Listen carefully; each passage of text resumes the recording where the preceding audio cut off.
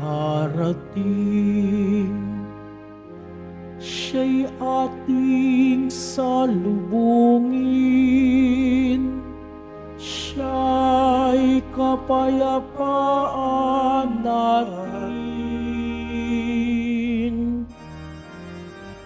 Hallelujah, Hallelujah, Hallelujah, Hallelujah.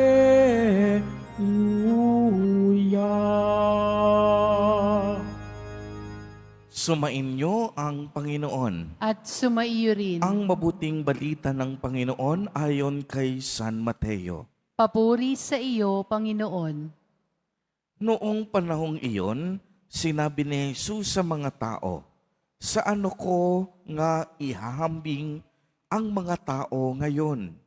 Katulad sila ng mga batang nakaupo sa plaza at sumisigaw sa kanilang mga kalaro. Tinugtugan namin kayo ng plauta, ngunit hindi kayo sumayaw. Nanambitan kami, ngunit hindi kayo tumangis, sapagkat naparito si Juan na nag-aayuno at hindi umiinom ng alak, at sinabi nila, inaalihan siya ng demonyo. Naparito rin ang anak ng tao na kumakain at umiinom, at sinabi naman nila, masdan ninyo ang taong ito, matakaw at naglalasing, kaibigan ng mga publikano at ng mga makasalanan. Gayunman, ang karunungan ng Diyos ay napatutunayang tama sa pamamagitan ng kaniyang mga gawa. Ang mabuting balita ng Panginoon. Pinupuri ka namin, Panginoong Hesukristo. Magsiupo muna po ang lahat. Magandang umaga po sa inyong lahat, mga kapatid kay Kristo. Sa lahat po ng ating mga taga-subaybay sa iba't ibang online platforms at sa lahat ng ating mga kadiboto sa iba't ibang panig ng Pilipinas at maging sa buong mundo kung saan tayo ay naaabot ngayon ng ating live streaming. Mapayapang umaga din po sa inyong lahat. Purihin at dakilain natin ang ating Panginoon, ang mahal na poong Jesus Nazareno. Mga kapatid kay Kristo at mga kadiboto, malugod po namin kayong tinatanggap sa Basilica Minor at Pambansang Dambana ni Jesus Nazareno. Ang panahon po ng Adbyento ay panahon ng paghahanda.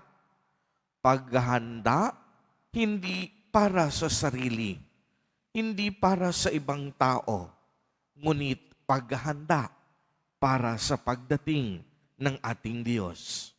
Uulitin ko po, ang paghahanda at ang pananabik na ginagawa at nararanasan natin ay hindi po para sa ating sarili. Kung hindi maliwanag na ang paghahanda natin ay para sa Diyos, para sa ating mahal na poong Jesus Nazareno. Usong-uso na naman po ngayon yung tinatawag nating Christmas rush. Dahil kapag sweldo na, pag pumapatak ang buwan ng Disyembre, makakasiguro tayong ang mga tao siksika na naman sa pagpunta sa Divisoria at iba't ibang malls and department stores.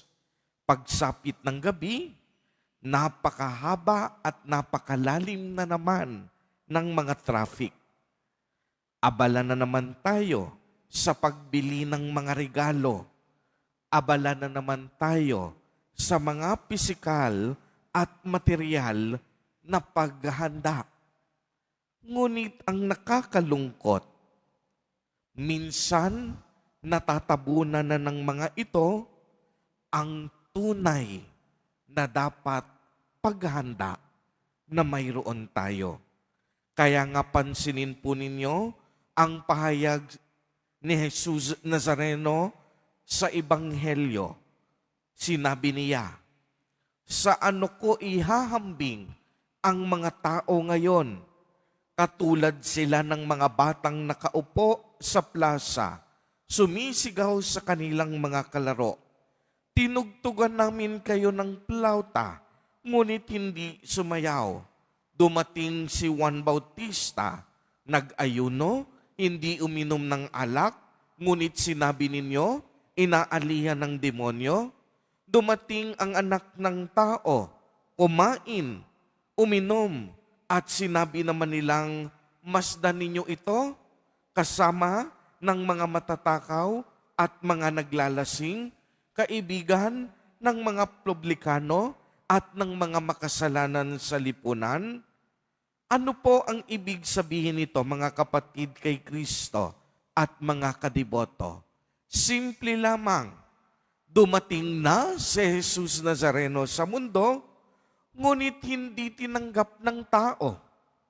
Uulitin ko po, dumating na ang manunubos, ngunit hindi tinanggap ng tao.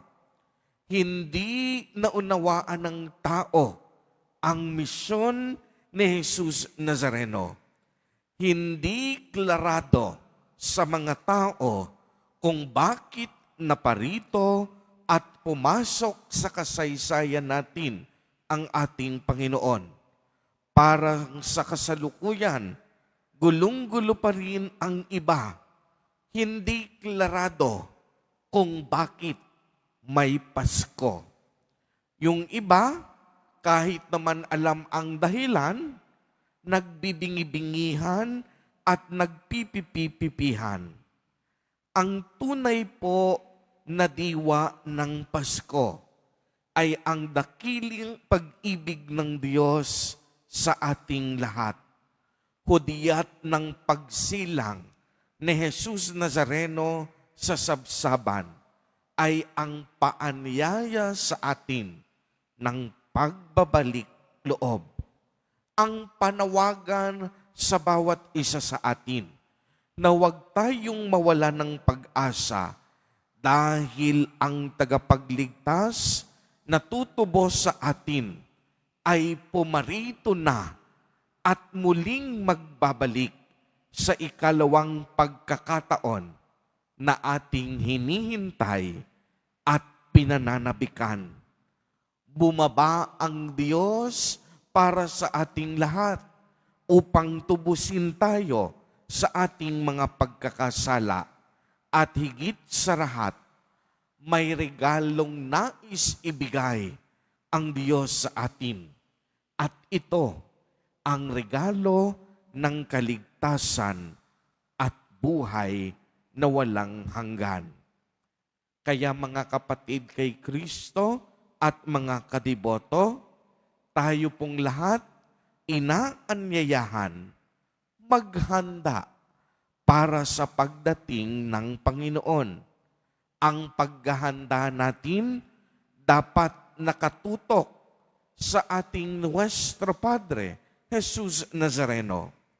Ang ating atensyon dapat nasa Kanya lamang. Huwag nawa tayong matabunan ng mga pisikal, panlabas, at material na paghahanda. At ang isang napakagandang paghahanda ay ang ating pagbabalik loob sa Ama. Ihanda po natin ang daraanan ng Panginoon sa pamamagitan ng pagsisisi at pagtitika. At mga kadiboto, lagi nating tatandaan, walang ibang daan ang daraanan ng Panginoon kung hindi ang daan sa ating mga puso. Amen.